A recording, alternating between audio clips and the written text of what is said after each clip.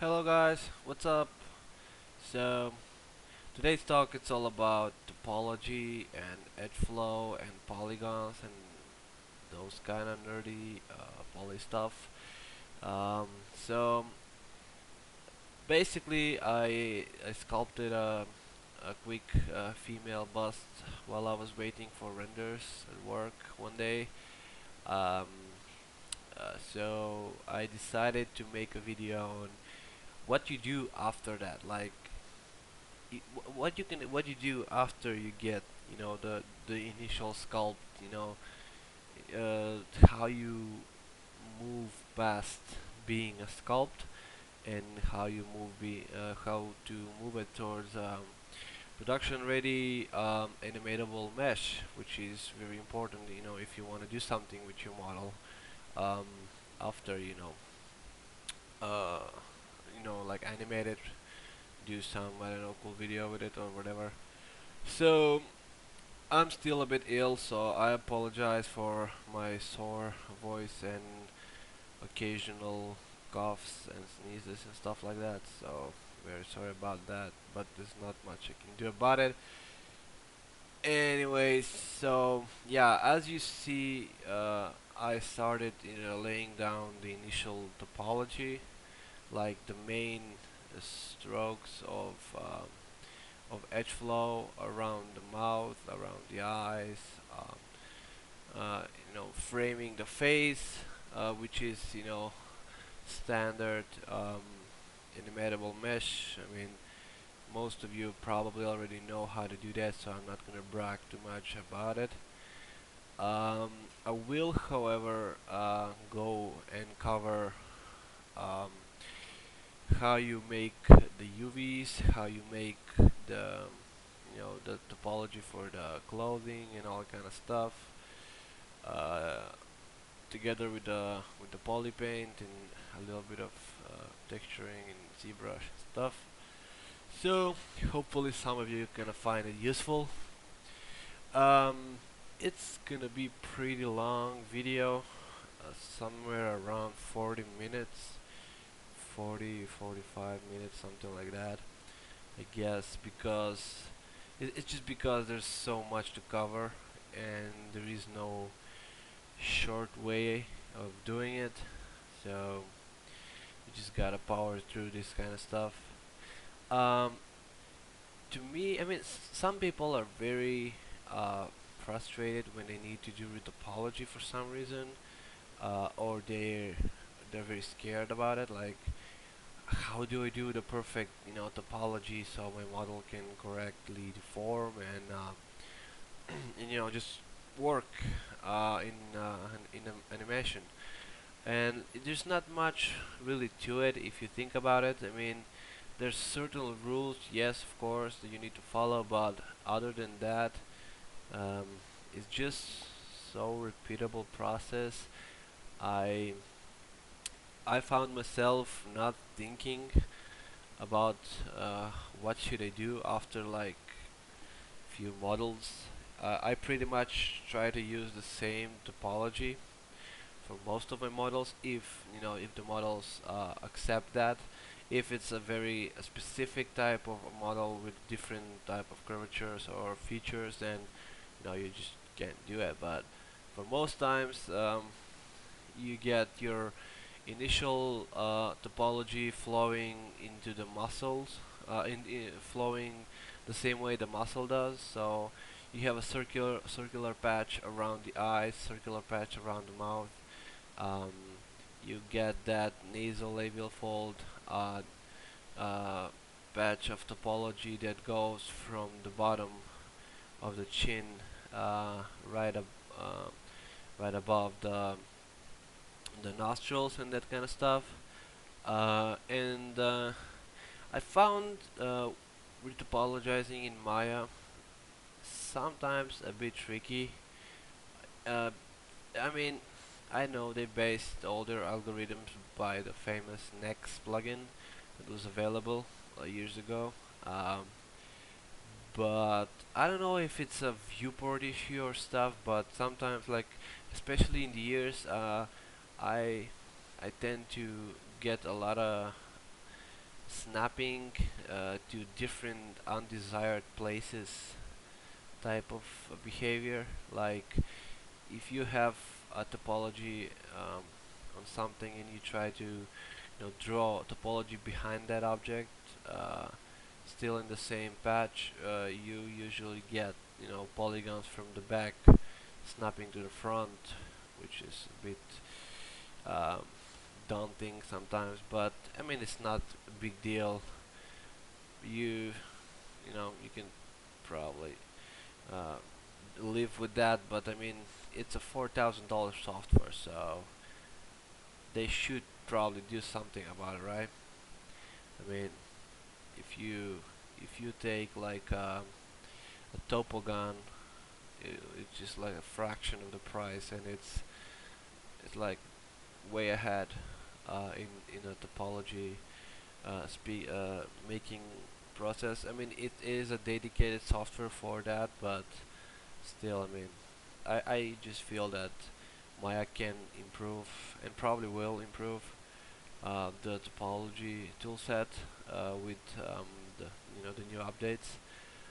So what happens after a while is you hit your initial sculpt with the new topology. You try to maintain as low as possible your poly cage, but eventually you're gonna start um, you're gonna need to up-res it to some point, to some level, just because having too little polygons can actually be a bad thing sometimes. I know you heard all the time like, yeah, you use less polygons, it's easier, and it is true for most part. But when it comes to rigging, a lot of times I found that riggers smooth out my meshes just because they don't have enough to express the certain type of to show certain type of expression, or just to make to move the rig in a certain way. So uh, if it's a little bit high, don't stress too much about it. Probably gonna be okay with the riggers and stuff.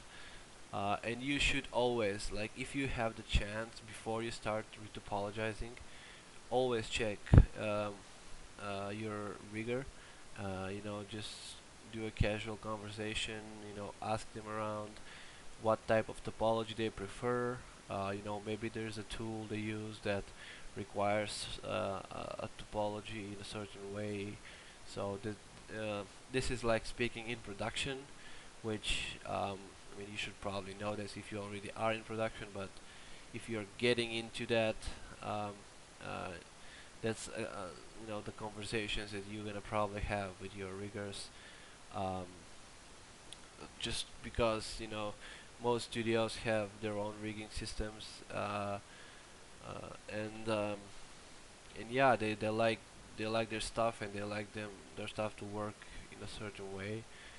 So you should do your best to match that requirement, as much as you can. I mean, that's your job as a modeler.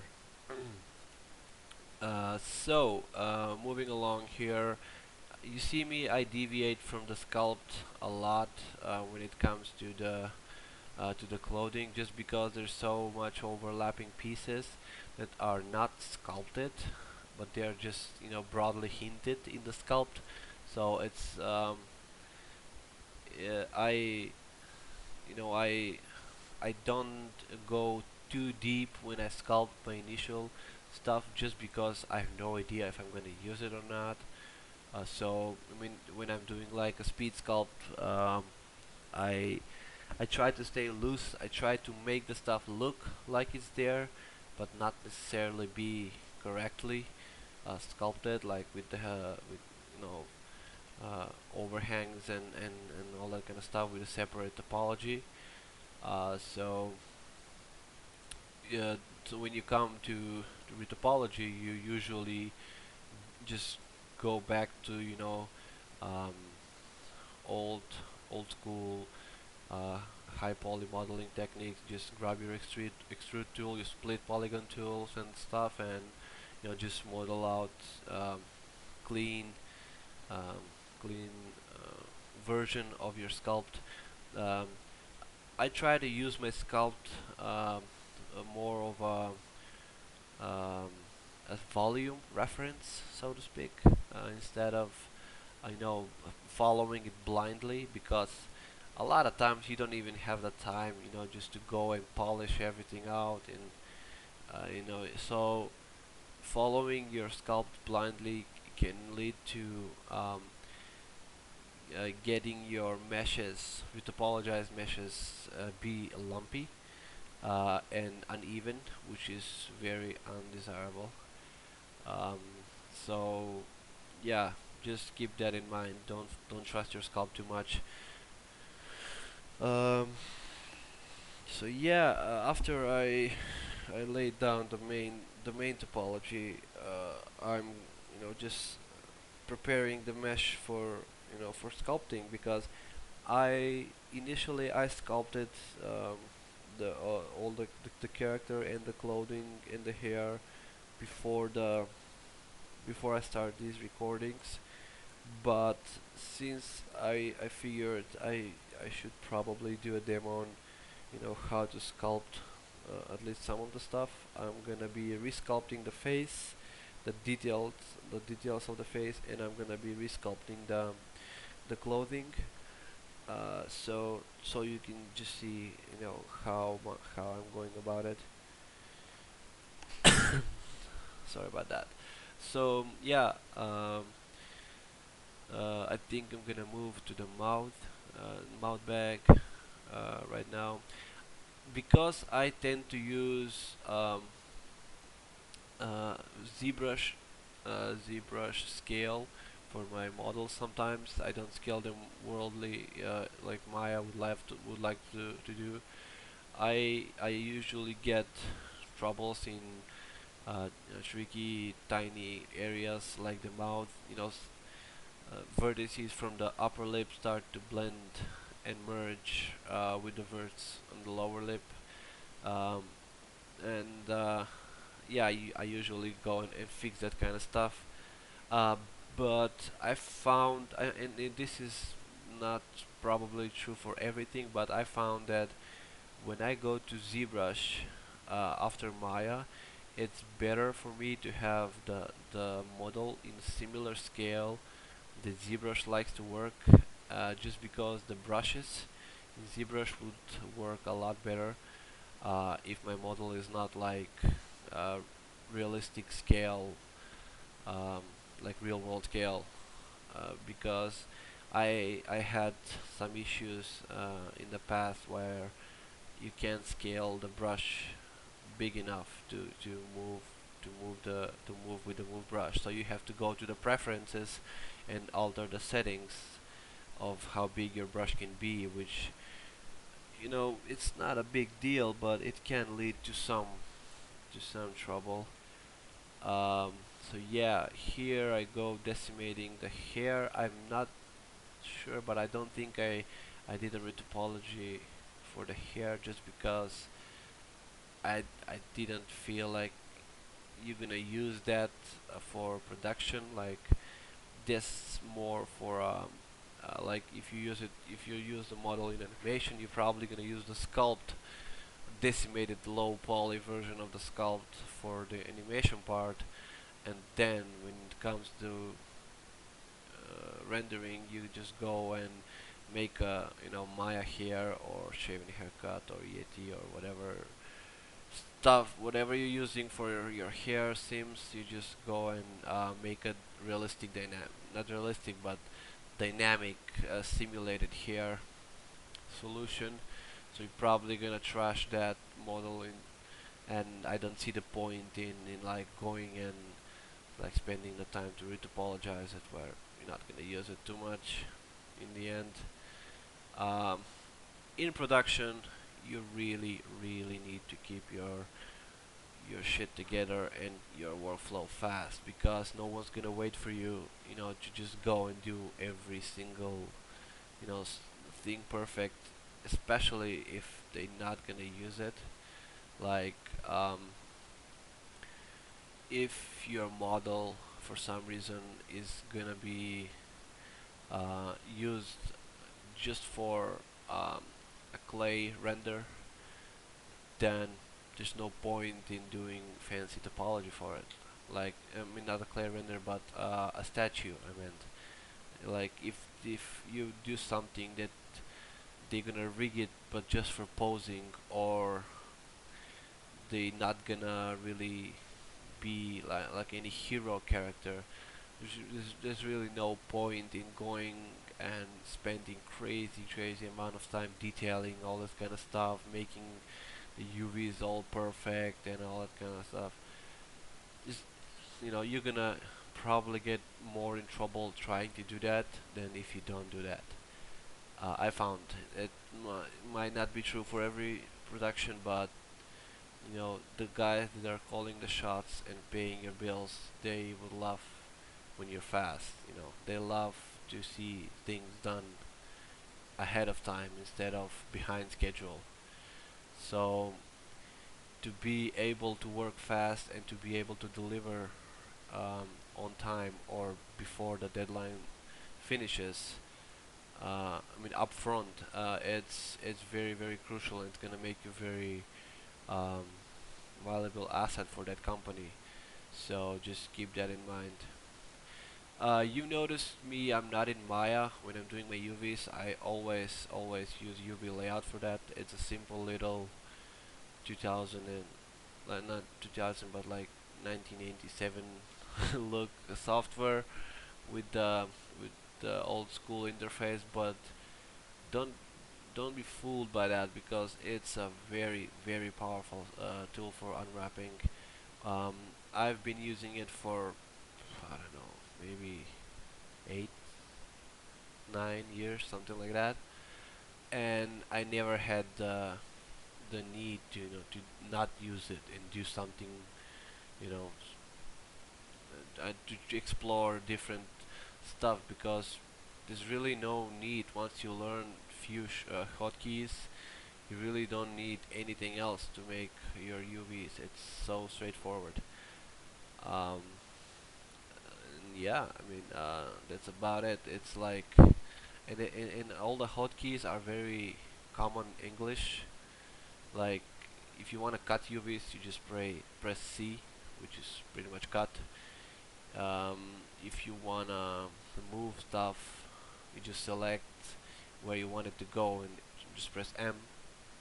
Like, can't be easier than that. I mean, it's really easy to use and get used to.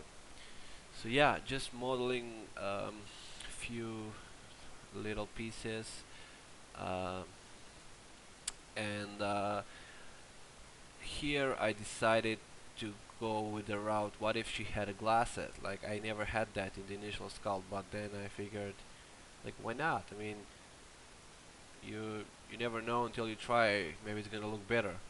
So I just found an image of a female glasses online, and I didn't feel like I should model it just to see if she's gonna look okay with that. So what I did is I went in with Photoshop, made the background transparent, and just load the image on a piece of geometry, and just position that geometry on her face.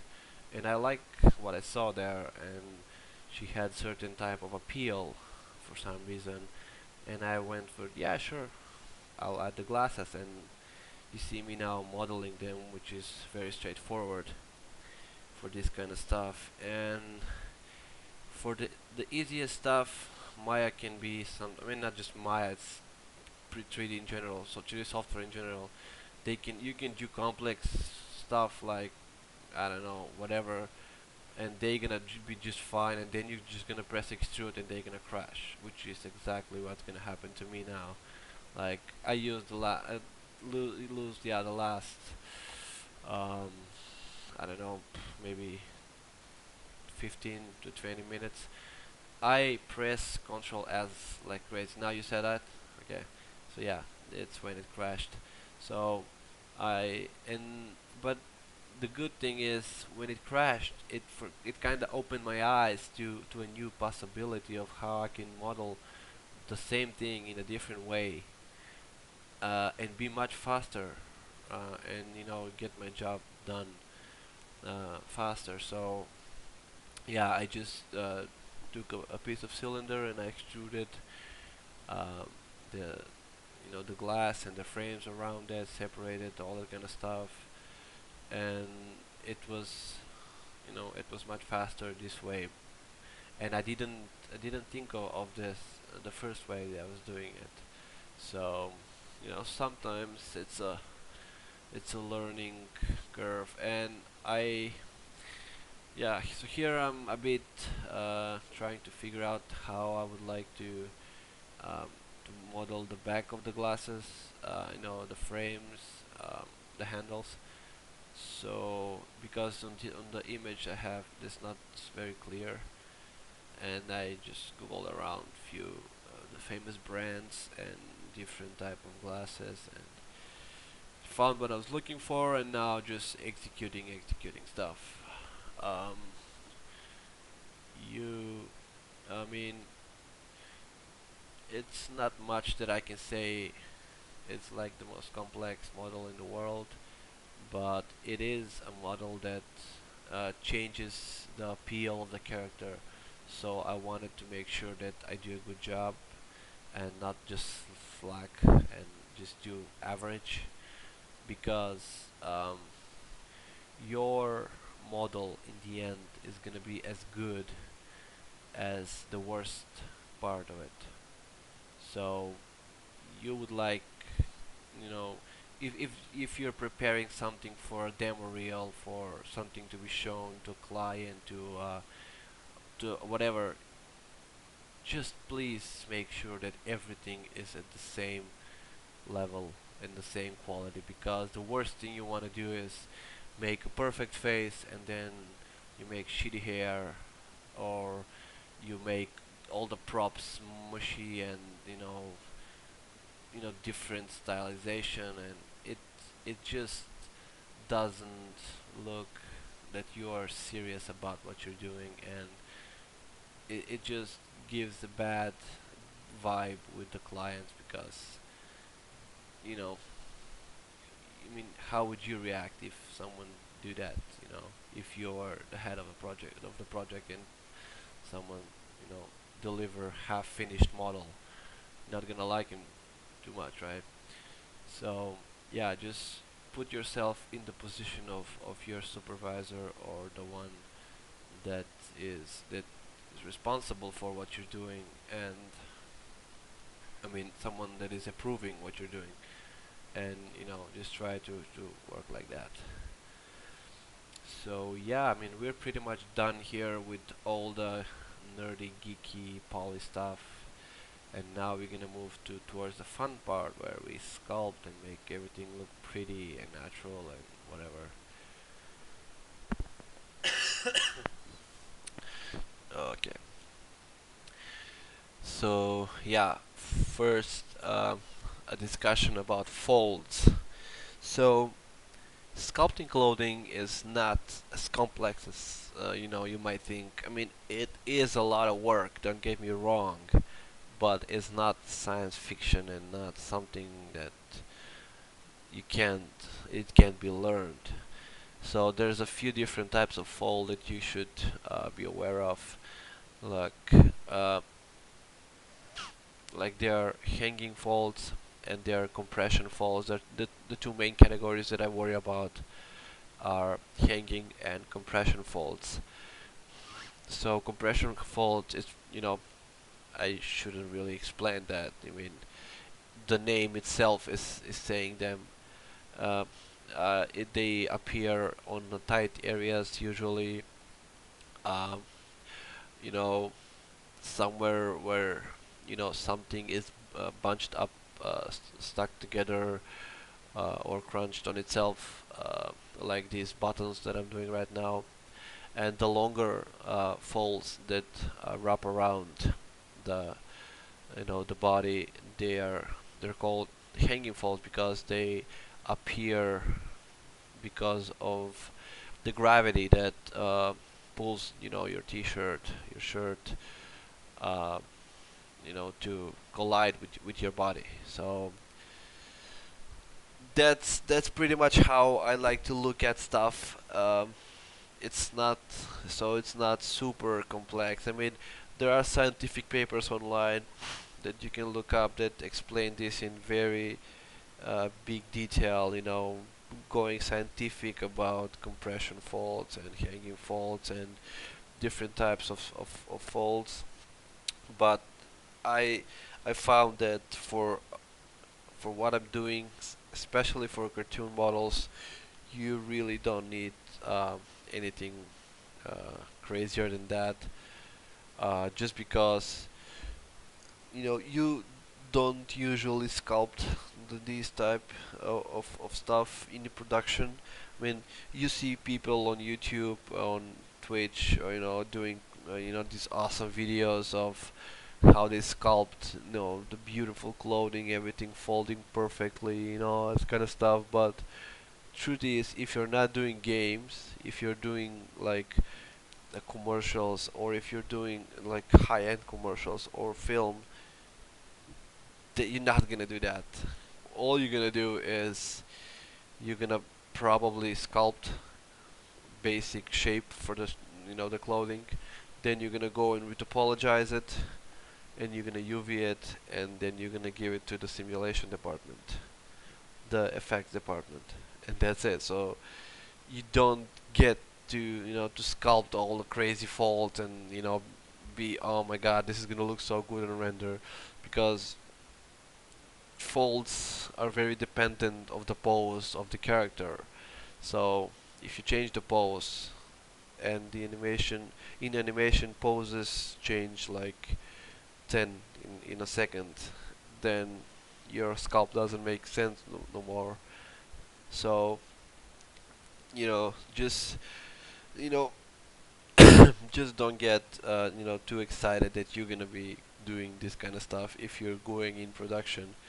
I mean, yeah, I still do sculpt a little bit sometimes for seams, like seam lines and that kind of stuff, smaller folds on the tight areas of a character that's always stuck to the body maybe. But most of the stuff it's handled by the seam department. So don't get too happy that you're gonna do crazy stuff.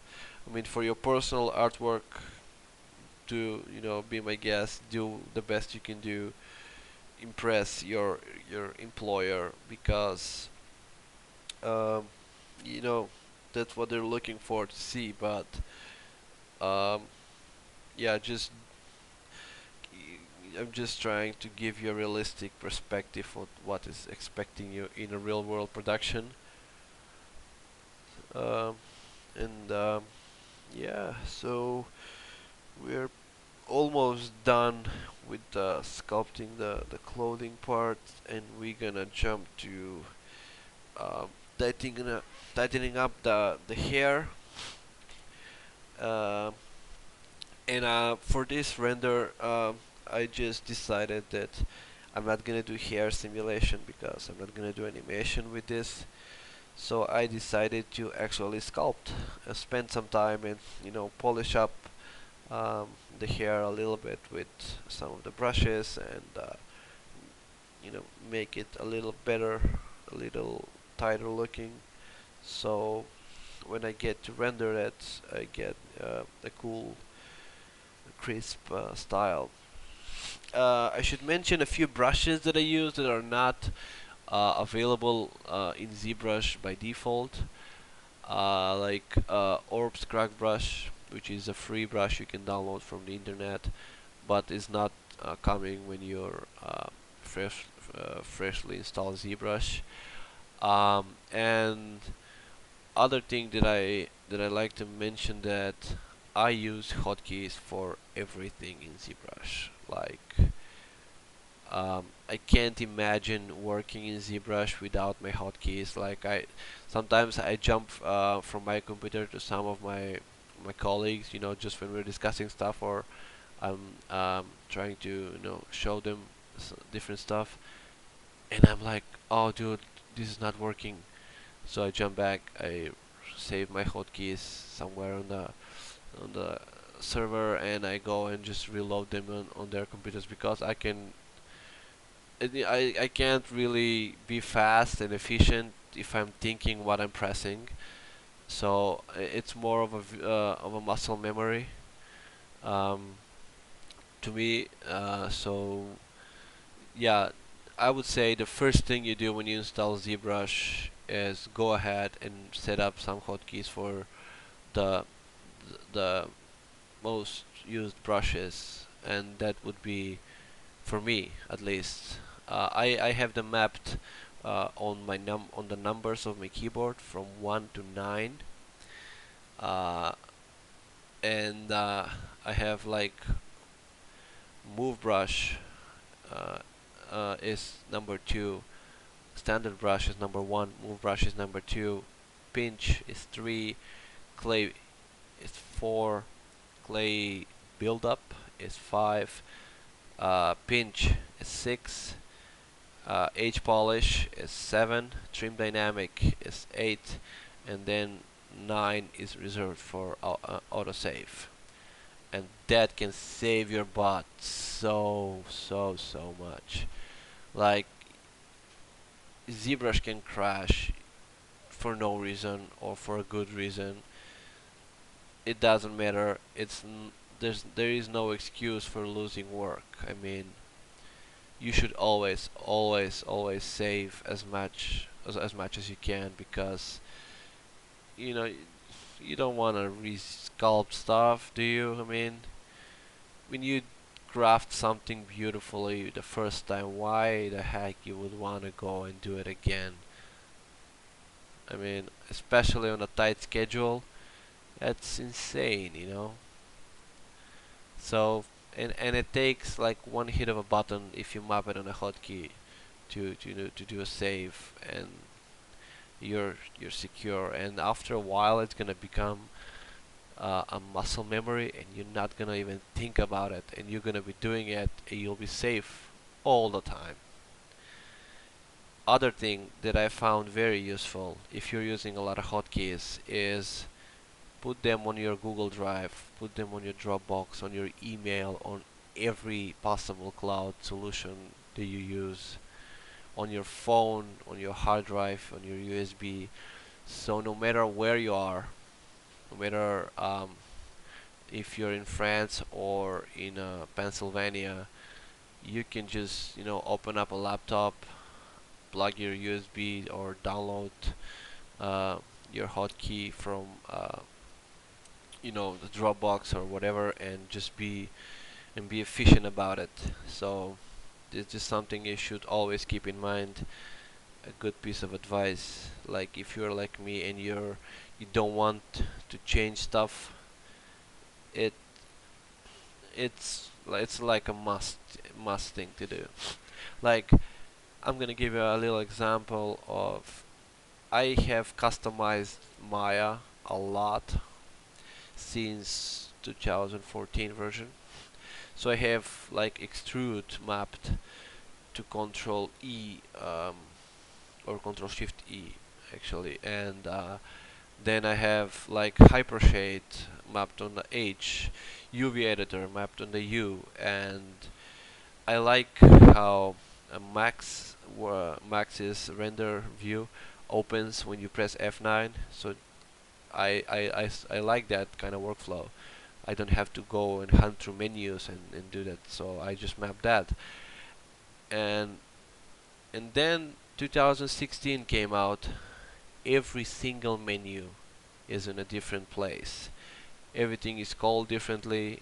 They color coded. And I was like, I don't know how to work Maya anymore.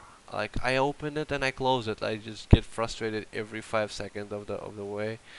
So it took me like almost a week to be fluent again in Maya. You know, hunting through the menus, reading the documentation, just googling around to find where they put stuff. it's just crazy. I hate changes. I know that, and I mean, and the funny part is, I know it's for the better, but I just don't want it.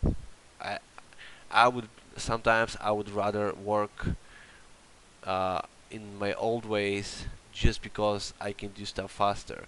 If I'm at home and I'm learning and I just want to explore new stuff, sure. But on a project, you should never ever change a software in the middle of a project. It can lead to so many problems, so many unexpected stuff. It's gonna hurt. It's gonna hurt, and you please don't do that. Um, I had bad experiences. Like I got a commercial once to work on from like I was a full-time freelancer for a while, and a friend of mine from England, he called me like, "Hey dude, I need rendering job for this commercial that I'm doing. What can you do about it? It's very tight deadline." And at the moment, I was messing around with Arnold. It just came out. It was the new cool render engine. Everyone's talking about it. And I was like, "Yeah, sure, man. I just got this new render engine. It's so powerful. It's so amazing." And there's like, I did some tests, simple, scenes, and it worked great. Um, but I never really tested it in production, and I was like, you know what? Just fuck it. I'm gonna go with that. I am confident enough that we can pull this off. And Arnold can be very tricky software. Um, I mean, it's one of the easiest render engines out there to set up. Maybe the fastest, I would say, to get you up and running with GI always turned on, brute force. GI, there is no baking, there is no thinking of stuff. It's just you either have noise or you don't have noise. But that thing alone can be so problematic, and I didn't thought that's gonna be that way because I never really used that kind of render engine before. I used Mental Ray and a V-Ray, and that was it. And in the middle of a project, uh, I ran into so many problems the first time I used Arnold. You press batch render and it's not rendering. Why the heck is not rendering? Or you use big textures and you know I usually use lower uh, version of the texture like a JPEG for a preview, and then I go and I load up my TIFFs and my EXRs for the final render where everything is the highest possible quality, and then you see dramatic increases in render times, like double the amount of render time, and you estimated one thing and it just completely destroys your deadline. And it was fun to get through that project, so I said to that from that day I would never experiment with software on a project because I'm not going through this stuff again ever. And yeah, that just use my mistakes and learn from them, and don't ever do that. Even if it looks so easy, so promising, I mean, if you have time after work, do some tests about it, and but be very careful. Why? When you're switching software and stuff, because you can get yourself in so big troubles. So yeah, we're wrapping this up. The poly paint's almost done. Um, I think I have a little bit of sculpting details on the face. I lately I've been trying to develop my own style where I do sculpt stuff to look cartoony, but then I would like to go and just add a little bit of realistic details on it, like a pore on a face or a little bit of wrinkling, I don't know, it just feels different, and it feels more natural. So yeah, I try to do that more and more. Even I try to experiment with proportions. Like, what if I make a really cool uh, cartoon character, but I make him with a realistic proportion, but still retain all the stylized feel of it.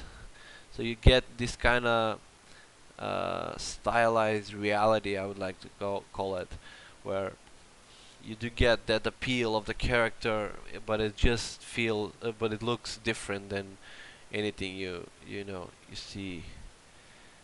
Um, and yeah, so here I'm just gonna mush around the sphere in the body just to close it off because I left it open. And sorry, and we're gonna be pretty much done with this part. Um, I For this model, I didn't go too crazy about it with facial detail sculpting. Um, I used a noise filter, and then just going with straight with the Damien standard and the Damien standard and the Orb Cracks brush. God, I forgot what's the name of the brush. With the Orb Crack brush, and I just go and accentuate a little bit of detail, just because it looks cooler. So yeah, here I'm going with the process of adding the noise on the face, and then uh, sculpting a little bit of details on the lips. I'm gonna add a little bit of wrinkling around the eyes, around the nasal uh, nasal labial fold, where you do a lot of expression, and you tend to get a little bit of wrinkling happening even at young age. Um, it's very very minor, but if you have it, it does help a lot to sell the believability of the character. It just feels a bit more natural. And I'm not sure, but I don't think I show it on the video, but I realized after I recorded this that I don't have eyelashes, and even it's a very simple form, it makes so much of a difference. And you're gonna see the final render in a few seconds. I have them on, and it does look a lot better. I do most of my renders in Keyshot, but for this one I wanted to try out Redshift for Maya. So I rendered it in Redshift. It was super fast, super cool. And here is the final render. So yeah, I hope you find this mumbling useful, and I hope I'm gonna see you next time. So as the screen says, thanks for watching.